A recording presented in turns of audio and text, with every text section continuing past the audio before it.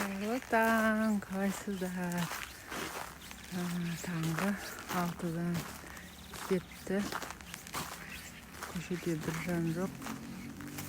Как всегда, халқым ұйықтап жатыр. Мен ояумын. Бүгін фильтр осындай. Кешегі обучениеден кейін санам оянды ма? 4:30-да бүгін оянып, ұйықтай алмай, миымда түрлі ақпараттар жалпы ұйқыма шығып кетті.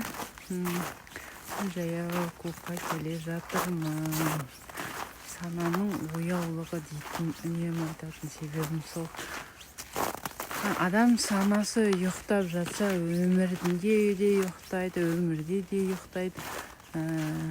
Жексенбі күні 12-ге